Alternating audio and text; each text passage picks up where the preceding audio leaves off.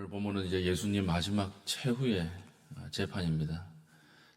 이 재판을 하시고 이날 아침에 6시에 십자가 사형 언도를 받는 그런 장면이죠.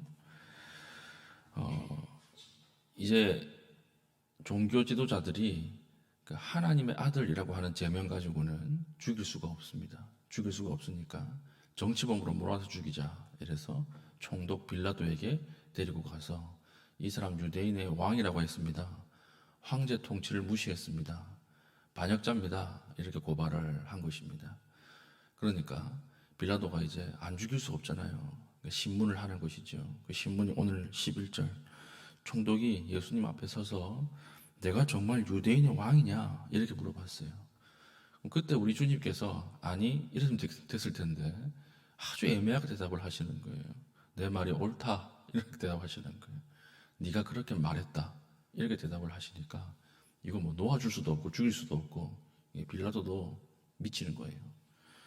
그래가지고 이 사람은 아무리 생각해도 죄가 없는데 이 사람 놓아줘야 하겠는데 근데 지금 무리의 반응이 좀 심상치가 않거든요.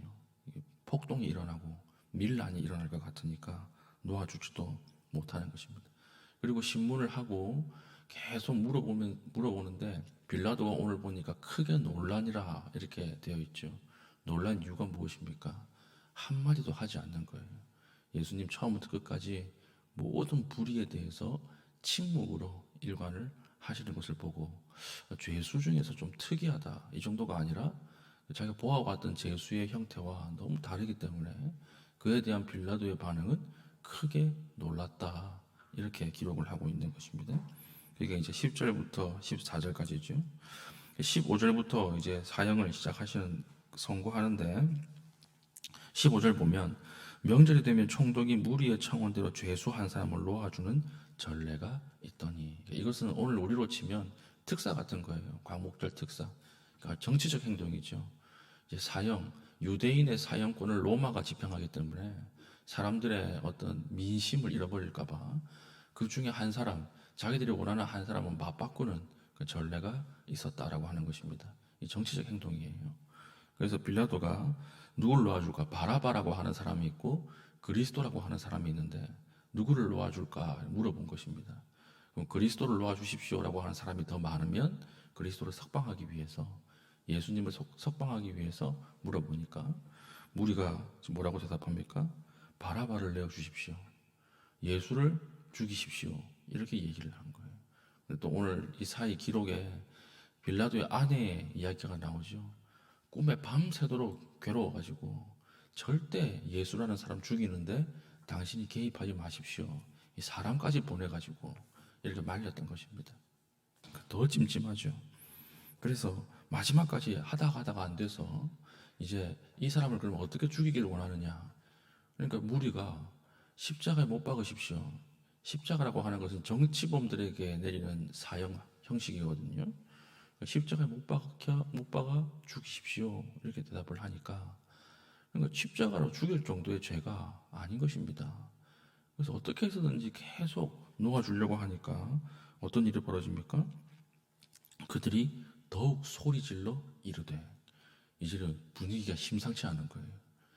그래서 우리 22절 빌라도가 아무 성과도 없이 도리어 밀란이 나려는 것을 보고 밀란이 나려고 하는 것을 보고 폭동에 이제 기미가 있으니까 폭동이 일어나면 어떻게 됩니까? 지금 명절 지내려고 유대인들이 엄청난 수가 모여 있거든요.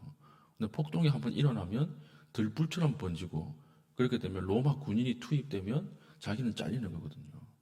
그러니까 이걸 방지하려고 세수대야에 손을 씻고 나는 죄 없다. 너희들이 당해라. 이렇게 이야기를 한 다음에 사형을 언도해 버리는 것입니다. 오늘 예수님께서 독특한 반응, 죄가 없어요. 예수님 죄가 없는데 죄가 없다라고 하는 증인도 있습니다. 죄가 없는데 지금 죄인으로 끌려오셨잖아요. 그러면 우리 같으면 어떻게 할까요? 변명을 하고 소리를 지르고 고함을 치고 도움을 구하고 이러지 않았겠습니까? 그런데 오늘 예수님의 반응은 무엇이었죠? 침묵이었다는 거예요. 침묵 안에 내포된 것이 무엇일까요? 이것이 하나님의 뜻이라고 한다면 고난도 받아들이겠다라고 하는 숙명이에요. 오늘 우리는 예수의 이름으로 승리하길 원하고 예수님의 이름으로 잘 되길 원하고 회복되길 원하고 무조건 우리가 이기길 원하지만 그러나 하나님의 뜻 안에는 항상 우리가 잘 되는 것만 포함되어 있지는 않습니다. 우리 주님께서 이것을 침묵으로 받아들이셨다라고 하는 것은 이것이 하나님의 뜻이라고 한다면 내가 당하겠다라고 하는 숙명이 녹아 있는 것입니다. 아브라함도 마찬가지였죠. 백세에 얻은 자식을 모리아산에서 죽여라 이랬을 때 3일 길을 올라가는데 어떻게 올라갔습니까? 침묵으로 올라간 거예요. 침묵 속에는 무엇이 담겨 있었을까요? 이 하나님에 대한 회의와 의심과 분노 이것이 끓어오르지 않았겠습니까? 근데 이것을 입 밖으로 내지 않고 조용히 침묵으로 올라갔다라고 하는 것은 그 의심과 회의와 분노를 찍어 누르면서 올라갔다라고 하는 것입니다. 오늘 예수님도 마찬가지였어요. 예수님도 나는 죄가 없는데 왜 죽어야 하나? 나는 죄가 없는데 왜 이런 고난을 당해야 하나? 이런 인간이셨기 때문에 실망과 회의와 분노가 밀려왔었겠지만 그러나 뒤에 더 큰 바라봄은 무엇이었습니까? 하나님의 뜻이었어요. 아브라함도 마찬가지였고 예수님도 마찬가지. 내 자식, 나의 씨를 통해서만 하나님이 민족을 만들겠다 하셨으니까 하나님이 이렇게 말씀하셨으니까 내가 죽여도 하나님이 이 아들을 다시 부활시킬 것이다. 이 믿음이 있었던 것이고 예수님도 마찬가지였어요. 예수님도 지금 내가 고난 가운데 있고 내가 죽어야 하겠지만 하나님께서 아버지께서 나를 통해서 인류의 죄를 소멸시키겠다고 하셨으니까 그렇게 말씀하셨으니까 내가 하나님의 말씀 순종해서 죽어도 다시 부활할 것이다. 이 믿음으로 침묵하셨다라고 하는 것입니다. 우리가 악을 대항하는 방법에는 몇 가지가 있어요. 악을 대항하는 방법. 가장 쉬운 방법 무엇입니까? 첫 번째는 무력과 폭력입니다. 우리가 불의를 당하고 악을 만날 때 그 악의 세력에 대항해서 우리가 무력과 폭력으로 그 악을 제어할 수 있습니다. 그런데 이 폭력과 무력으로 제어한 악은 거기에 다른 또 악함이 다시 생겨요. 그게 무슨 악함이겠습니까? 지배 계급의 악이에요. 지배 계급들은 평화를 누리지만 지배 계급에 들어가지 못한 사람들, 그 아래에 있는 사람들은 죽어나가야 되는 그런 다른 악을 양성하는 것입니다. 이것이 지배 폭력이라고 얘기를 하죠. 이런 악을 재생산하게 되는 것이고 두 번째 악을 대항하는 방식은 무엇일까요? 타협이에요. 타협. 악과 타협하는 것. 장깨를 가지고 타협하는 것. 여기에는 뭐가 생산이 될까요? 희생양이 만들어지는 거예요. 악과 타협하는 가운데 타협한 우리는 평화를 누리지만 그 타협한 그 중간 장소에서 희생양, 그 가장 약자들은 죽어나가게 되는 것입니다. 인류 역사가 항상 악에 대해서 이 두 가지 방식으로 대처를 한 것입니다. 이것이 빌라도의 방식이었어요. 그런데 예수는 그렇게 반응 안 하는 거예요. 침묵으로 반응했다라고 하는 것은 무엇일까요? 이건 아주 독특한 악에 대한 대처 방식이었던 것입니다. 악에 자신을 넘겨줘서 마지막 악이 승리하는 것처럼 보이게 만드는 거예요. 악이 마지막에는 이긴 것처럼 보이게 만드는 거예요. 그러나 가장 왕성한 그 악 그 가운데를 공격해서 무너뜨리는 것입니다. 악의 내부로부터 분열을 일으키는 것이 침묵이라고 하는 방식이었던 것입니다.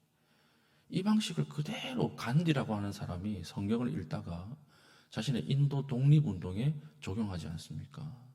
그래서 영국이 곤봉으로 인도 사람들을 머리를 때려서 막 쓰러뜨리는데도 간디라고 하는 사람이 절대 폭력을 사용하지 마라. 비폭력 저항 운동이죠. 앞사람이 곤봉에 맞아가지고 피를 흘리고 쓰러지면 뒷사람이 그 앞자리에 다시 나오는 거예요. 침묵으로 가만히 서 있는 거예요. 경찰이 또 곤봉으로 때리고 쓰러지면 뒷사람이 또 나오는 거예요.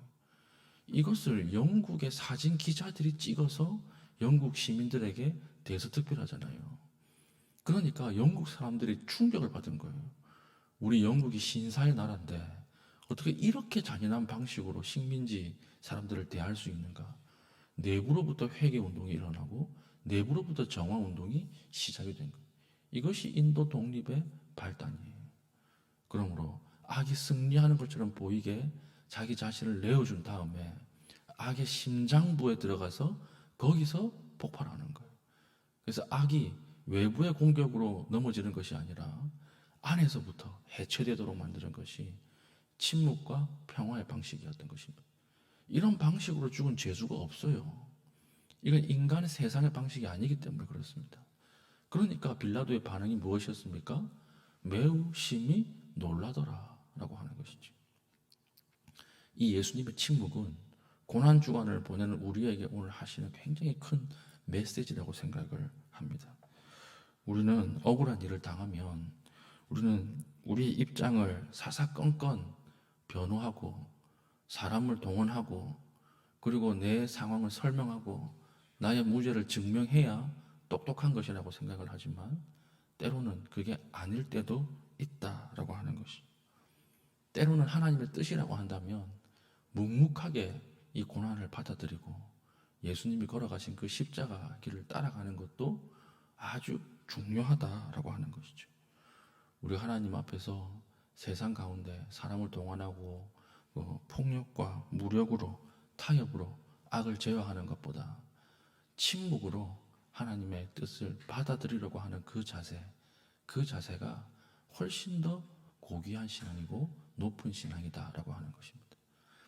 여러분, 사회생활을 하다 보면 원치 않는 소문에 휩쓸리는 경우가 있죠.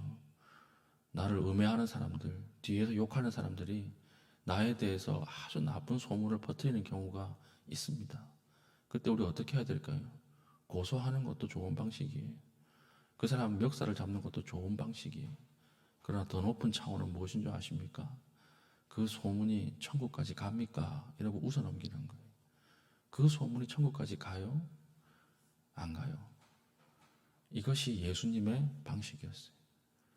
이렇게 반응하는 나를 보고 그 소문을 퍼뜨린 그 사람 스스로가 나는 왜 이런 인간이 되었는가? 반성을 이끌어내는 이것이 침묵의 반응이고 예수의 방식이었다라고 하는 것입니다. 오늘 우리에게 이런 높은 신앙의 경지, 침묵의 어떤 은혜가 있기를 바랍니다. 우리가 소리 지르고 고함 지르고 우리의 결백을 증명하는 것, 그것보다 하나님이 이 고난을 통해서 하실 일이 있다라고 하는 것, 이것을 믿고 묵묵하게 고난을 받아들이고 이 고난 주간을 보낼 수 있는 믿음의 신실한 주의 백성 될 수 있기를 축복합니다. 아멘. 기도하겠습니다. 이 시간 기도할 때 하나님, 우리도 고난의 자리에서 하나님 침묵할 수 있는 지혜와 은혜 주시고 하나님 그 침묵 이후에 주시는 부활의 영광을 체험하게 하여 주시옵소서. 내가 죽고 이번 한 주간 주님이 승리하는 하루와 한 주 되게 하여 주시옵소서. 우리 기도하신 이후에 개인적인 기도의 제목으로 기도하시고 자유롭게 돌아가시겠습니다.